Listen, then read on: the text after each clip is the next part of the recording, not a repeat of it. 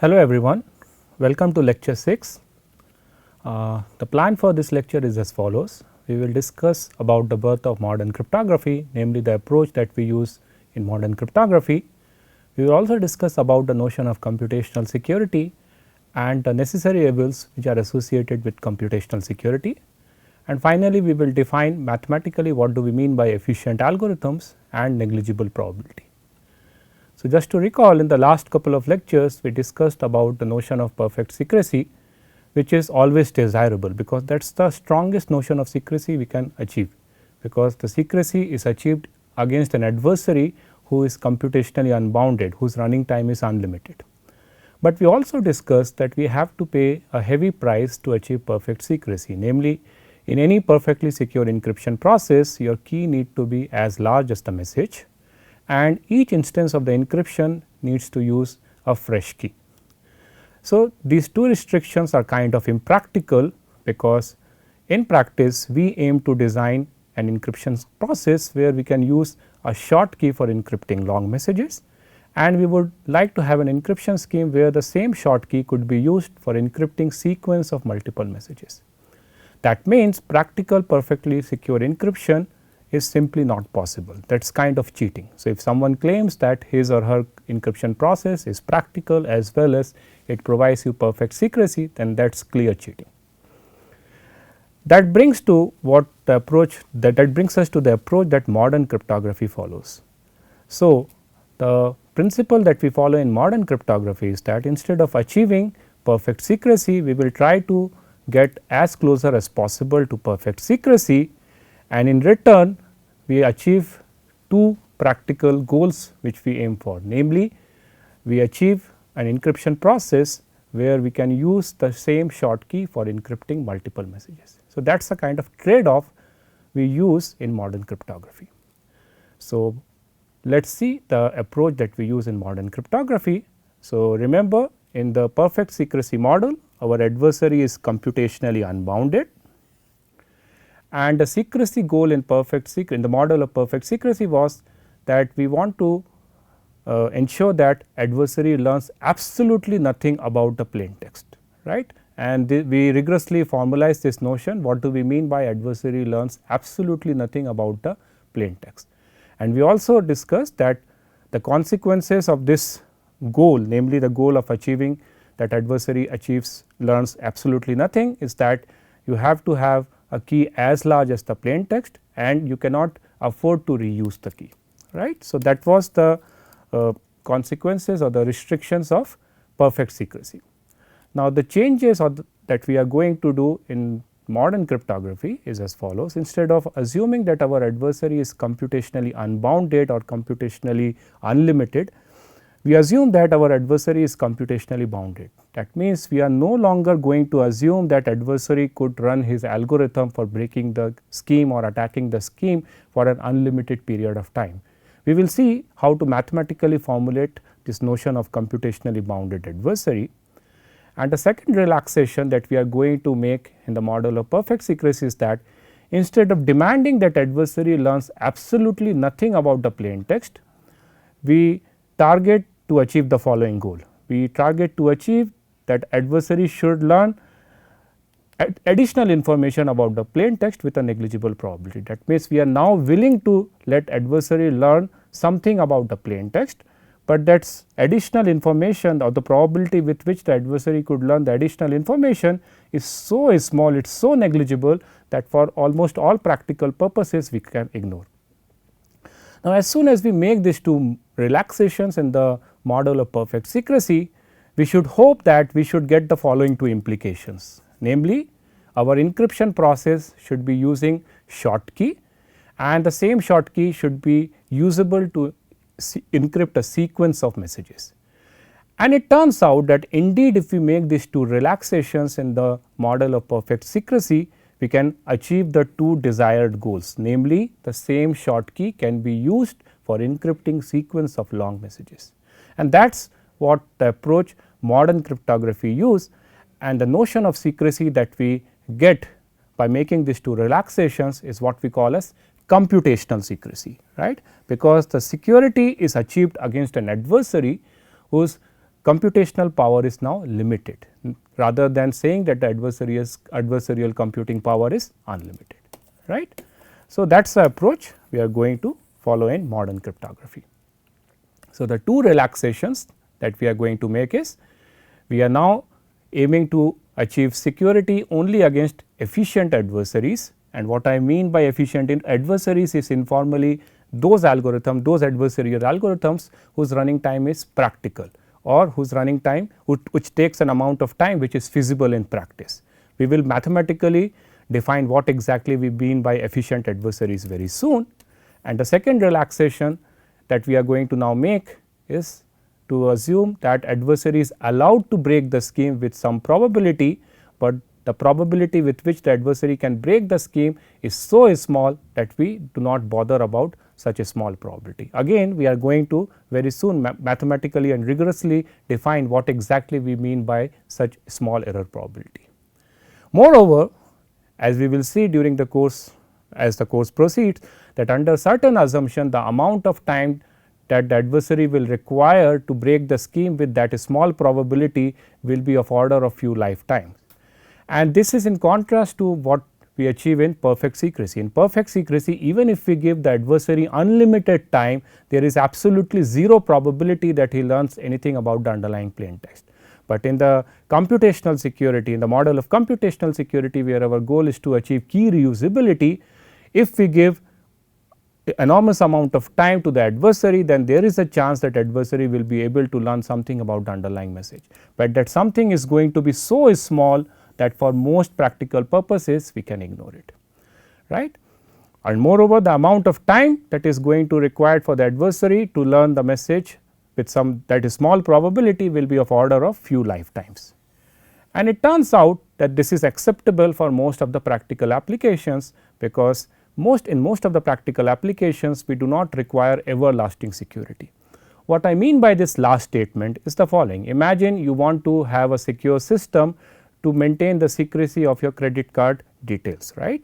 So, if I have an encryption process which ensures that it will preserve the privacy of your credit card details, right, with significant amount of probability, that means the probability that adversary can learn your credit card details by looking into the encryption of your credit card details with very small probability, and the amount of time that the adversary will take to learn about your credit card details is of order say 35 years or 40 years, then it is fine, because ideally you would require the secrecy of your credit card details to be maintained only for few years. You do not require the secrecy or the privacy of your credit card details to be maintained for everlasting, right.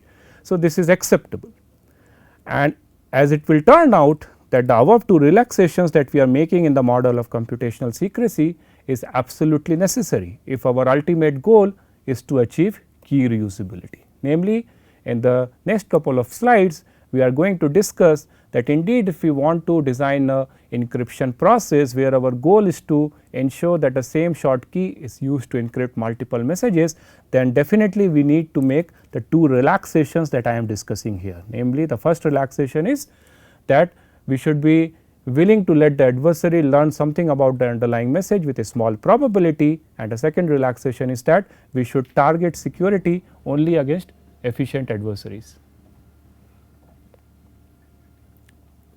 right. So, let us see the necessity of these two relaxations. Namely, the first relaxation is that we should now target security only against efficient adversaries. So, to see that why this relaxation is necessary, consider an arbitrary encryption process where you are going to use the same key for encrypting a sequence of messages, and namely the same key is going to be used for encrypting multiple messages. And imagine we are in the known plain text attack model, KPA attack model. Just to recall, in the KPA attack model we assume that adversary sees encryptions of several messages, and it knows both the underlying messages as well as their encryptions under an unknown key, where the same key is going to be retained for encrypting further new messages, right. So, imagine I have an arbitrary encryption process where say the sender has encrypted message M1, M2, MT, and the resultant ciphertext are C1, C2, CT, and the adversary has got access to this plain text comma ciphertext pairs, right. And it knows that each of the ciphertext in each of these pairs is the encryption of the corresponding plain text under some unknown key k, that the key is not known to the attacker. Okay. And the adversary also knows the description of the encryption process, and it also knows that the same unknown key k is going to be retained by the sender for encrypting next sequence of messages. So, under this scenario, the adversary can always run what we call as the brute force key recovery attack, right.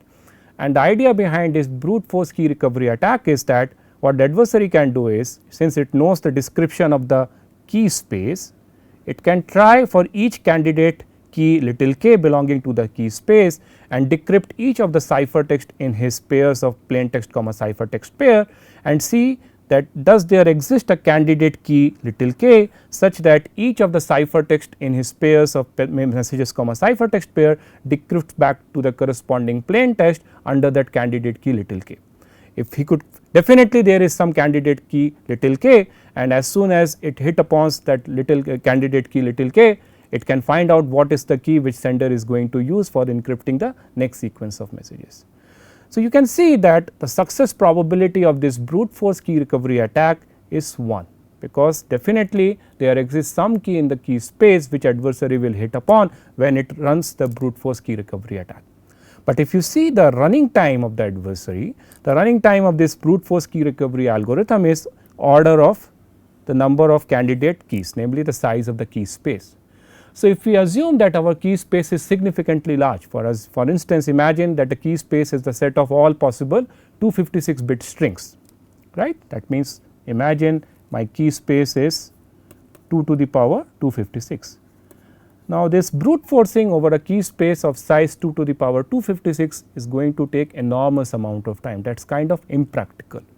That means, if I make the relaxation that I am not going to tolerate, or I am not bothered about adversaries whose running time is impractical, then this brute force recovery attack will not be considered as an attack in my attack model. So, that is the necessity of the first relaxation if your goal is to achieve an encryption scheme where the same key is going to be used for encrypting multiple messages, right. That shows us the necessity of the first relaxation.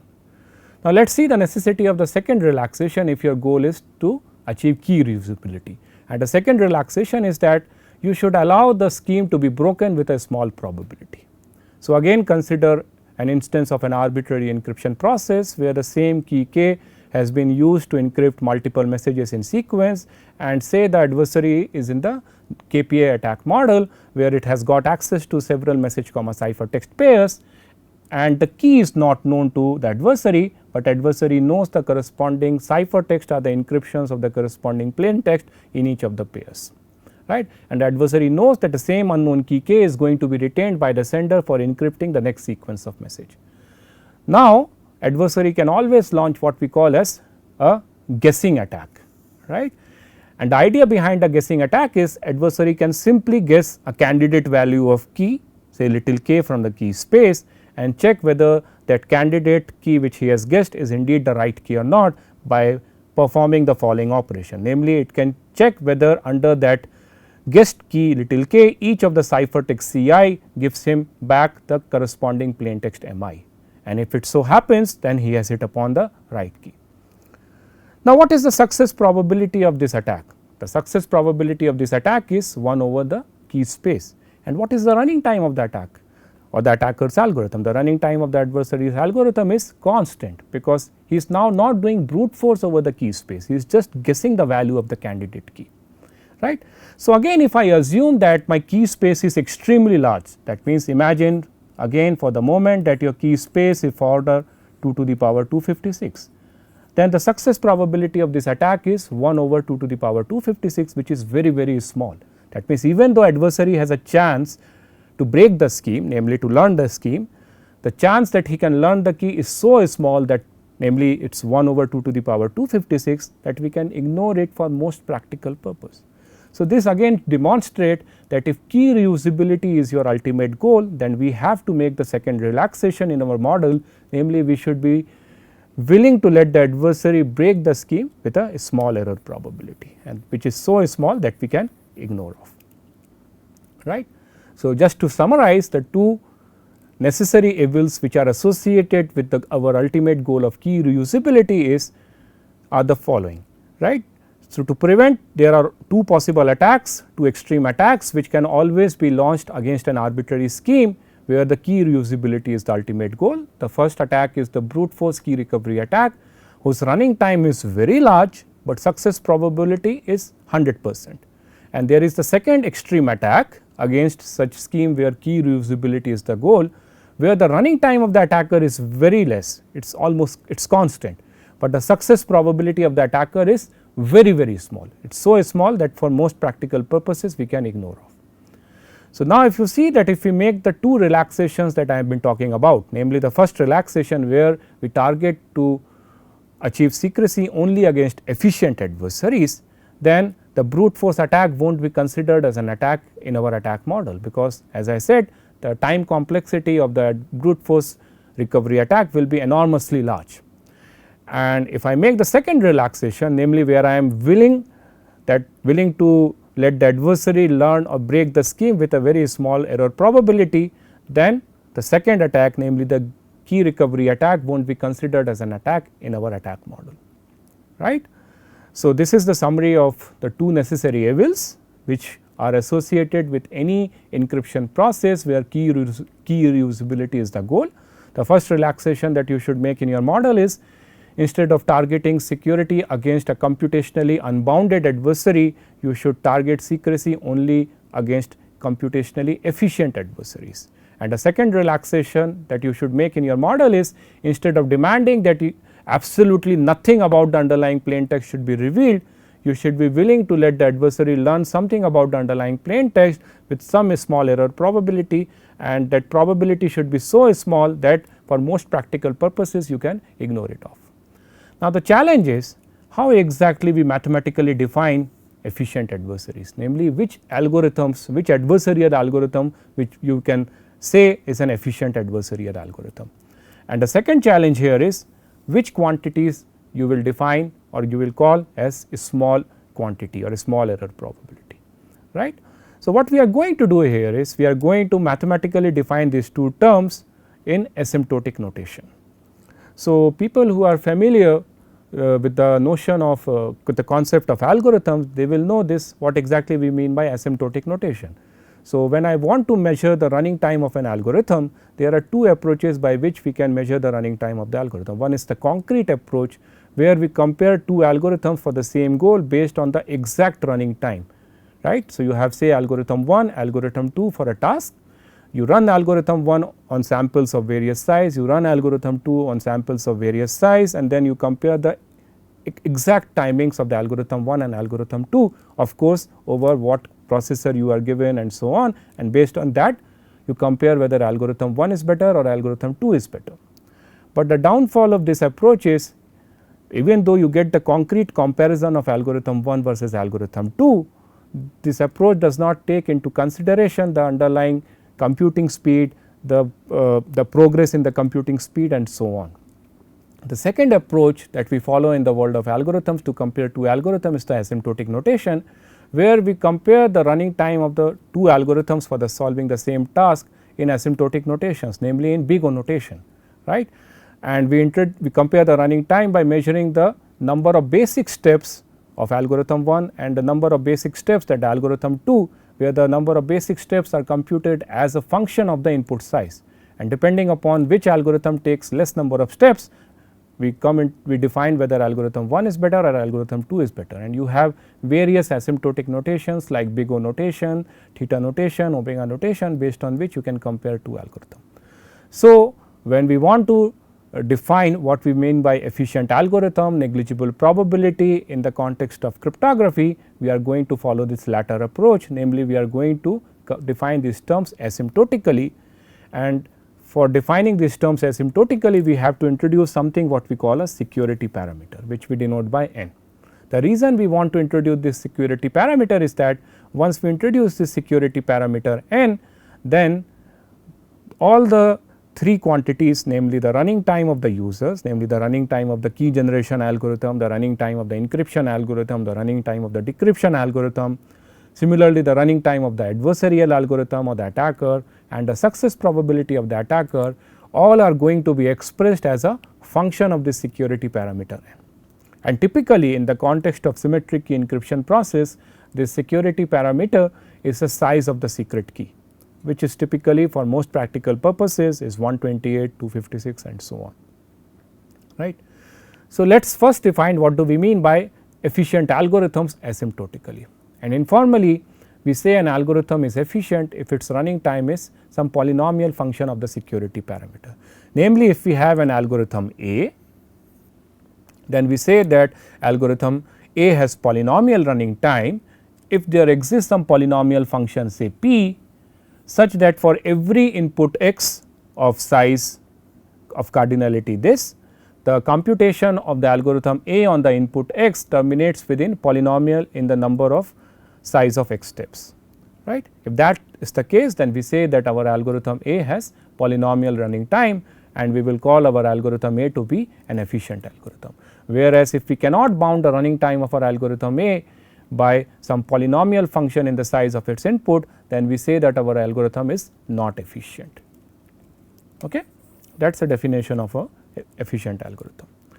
Now, once we have defined the notion of efficient algorithm, the requirement that we put on any cipher is the following. So, remember we have the correctness requirement, we have the privacy requirement, and apart from that we have now the third requirement from any encryption process. The new requirement is that the running time of the key generation algorithm, encryption algorithm and decryption algorithm should be some polynomial function of this security parameter n. If the running time is not a polynomial function, then we will not consider that algorithm or cipher to be an efficient cipher. Now, let us define the notion of negligible probability as a function of the security parameter.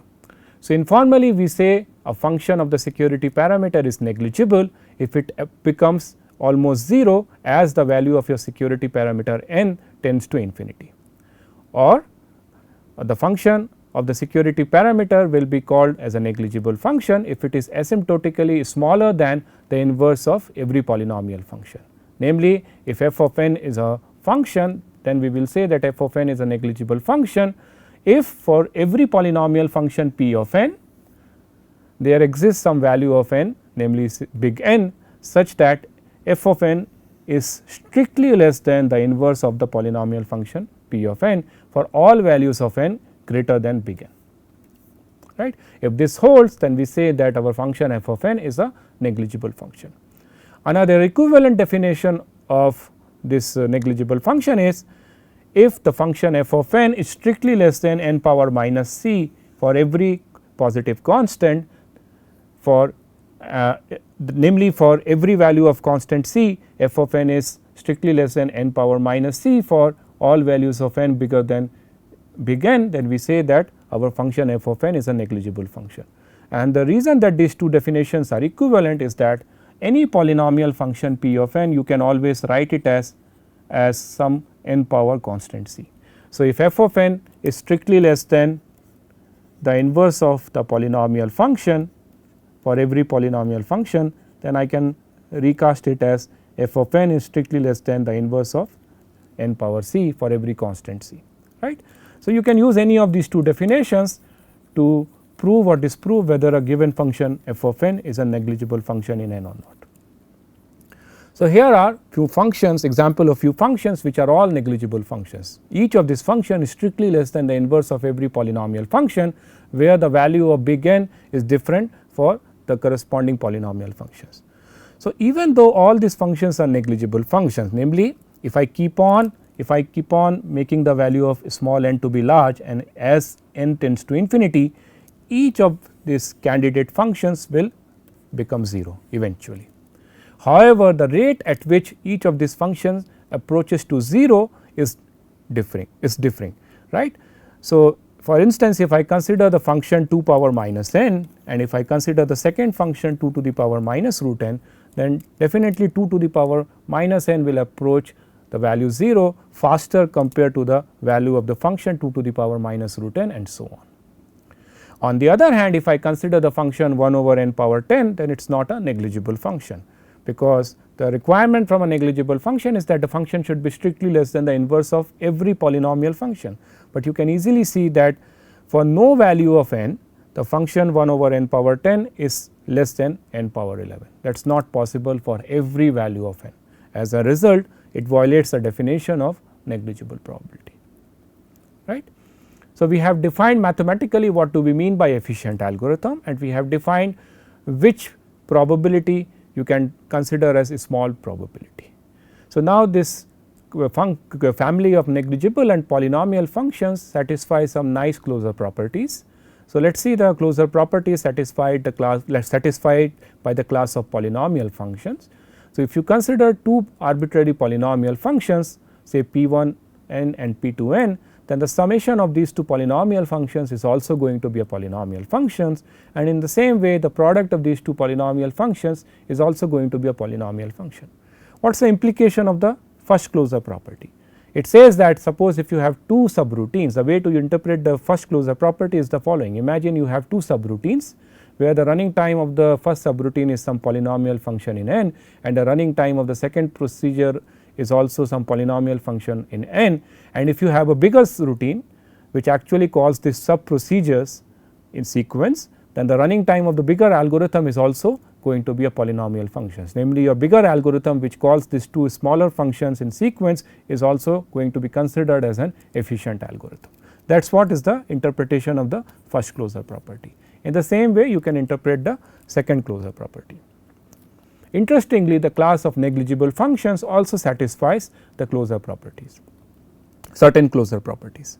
So, for instance, imagine you are given two arbitrary negligible functions, then it can be proved that the summation of two negligible functions is also going to be a negligible function, and you can quickly prove it by contradiction.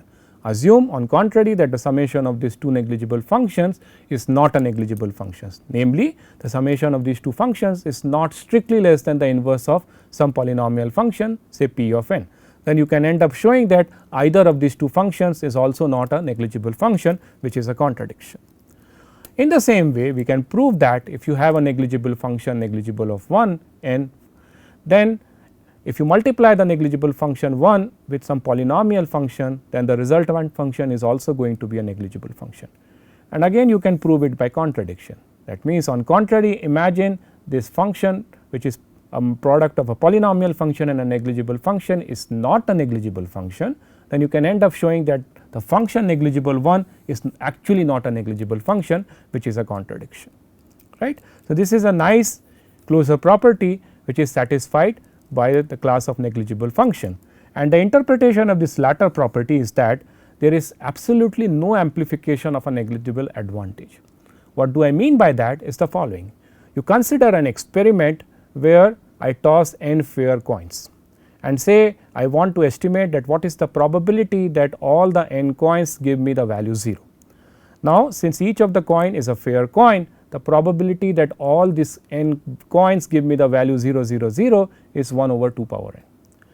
It turns out that if I run this experiment independently polynomial number of times, then the event that in one of these versions of the experiment I get the value of all the n coins to be all 0 is going again to be a negligible probability. That means, this event is going to occur with very negligible probability. That is what is the interpretation of this second closure property. That means, if you consider it in the context of an adversarial advantage, that means if you have an algorithm and say the adversarial advantage of breaking that algorithm or breaking that experiment is negligible, and if that experiment is repeated polynomial number of time, then again there is absolute no advantage in the winning probability of the adversary. That is what is the interpretation of the second closure property, right. So, even though we have defined mathematically the notion of efficient algorithm, the notion of negligible probability asymptotically, you have to very carefully select the value of n when you are actually deploying a scheme to ensure that the resultant security guarantees that you get is indeed meaningful. What I mean by that is the following. Consider an arbitrary encryption scheme where it is ensured that any adversarial algorithm which runs for n cube minutes or say n cube steps can break your scheme with probability 2 power 40 into 2 power minus n. Again, I have not mathematically defined what exactly I mean by break, but intuitively by break you can understand that it can learn something about the underlying message. Say that is what is the meaning of break for the moment. So, the guarantee that my algorithm is giving is if any algorithm runs for n cube minutes to break it, the probability or the success probability of the algorithm is 2 power 40 over 2 power n. Now, in asymptotic notation definitely this is secure because the quantity 2 power 40 over 2 power n is negligible. That is the asymptotic security guarantee you are getting. But when I want to deploy this scheme in practice, I have to replace the value of n by some concrete value, because as I said the value of n is nothing but the size of the secret key. So, what value of n you will use? Let us see some implications. If I substitute the value of n to be 40, then the guarantee that I get from this asymptotic notation is the following: any adversarial algorithm who runs for 6 weeks, namely 40 cube minutes, which is a proxy 6 weeks, the success probability of that attacker's algorithm to break the scheme will be 1, namely 100%. So, choosing a value of n equal to 40 is definitely useless, because if I operate my encryption process with n equal to 40, then any adversary algorithm which runs for 6 weeks can break my scheme. So, what I can do is I can run the same algorithm for with a larger value of key, say n equal to 50. Then the resultant security guarantee that I get is the following: any adversarial algorithm running for 50 cube minutes, which is approximately 3 months, have the guarantee that it can break my scheme with probability 1 over 1000. Now, it depends upon your underlying context whether 1 over 1000 is good enough security guarantee for you or not, right. If the success probability of 1 over 1000 is not a good security guarantee for you, then what you can do is you can further increase the size of key. Say you operate the same encryption process with a value of key which is equal to 500 bits. Then the security guarantee that we obtain is the following: any adversarial algorithm running for 200 years has the success probability of 1 over 2 power 460 of attacking your scheme. Now, how large or how small is this quantity? This quantity 1 over 2 power 460 is very small, namely it is the number of seconds which has elapsed ever since the last Big Bang happened. That means even though there is a chance that adversary can break your scheme, as you can see it is so small that you can almost ignore it off if you operate the scheme with n equal to 500, right. So, what this example demonstrates that when even though asymptotic security guarantee is what we will follow for the rest of the course, when you are actually deploying a scheme whose guarantee is given in terms of asymptotic notation, you have to very carefully choose the value of the security parameter to get a meaningful notion of security, right. So, this asymptotic security, you can imagine that the value of your security parameter is like a knob. As you keep on increasing the value of n, the security parameter, which is the size of the key, then adversary's job becomes more and more harder. That means it has to do more and more steps to break your scheme, and if your scheme has a negligible probability of negligible error, if there is a negligible probability that the adversary can break your scheme, and as you keep on increasing the value of n, then eventually the success probability of the attacker will become 0. But you should be very careful, you should not simply blindly increase the value of n, because as you keep on increasing the value of n, the user's running time, namely the running time of the key generation algorithm, the running time of the encryption algorithm, the running time of the decryption algorithm also increases, because remember the running time of each of these algorithms is also some function of the security parameter n. So, you have a trade off, you cannot blindly increase the value of n when you are actually deploying a scheme. You have to very judicially decide the value of your security parameter when you are actually deploying a scheme in practice. So, that brings me to the end of this lecture. Just to summarize, in this lecture we discussed that if key reusability is our ultimate goal, namely if we want to design a scheme where we want to retain the same key for encrypting multiple messages, then we have to make 2 relaxations to the model of perfect secrecy. The first relaxation that we have to make is that instead of assuming that our adversary is computationally unbounded, we have to assume that our adversary is computationally bounded, and we have also seen that what do we mean by how to measure whether the adversary's time is computationally bounded or not. In the same way, the second relaxation that we have to make in our model is, instead of saying that adversary should not learn absolutely nothing about the underlying message, we should give the adversary some chance to break your scheme, and that some chance to break the scheme should be so small that for most practical purpose we can ignore it off. So, we have also seen how to mathematically define such a small probability of adversary breaking the scheme, and we have seen that these two relaxations are kind of necessary evils for any encryption scheme where the goal is to achieve key reusability, because if you do not make these two relaxations, then there are always two extreme attacks which are possible, namely the guessing attack and the brute force attack. The success probability of the guessing attack will be very small, but the running time of the guessing attack will be practical, whereas the success probability of the brute force attack will be 100%, but the running time of the brute force attack will be extremely large. So, we have to definitely make these two relaxations. I hope you enjoy this lecture. Thank you.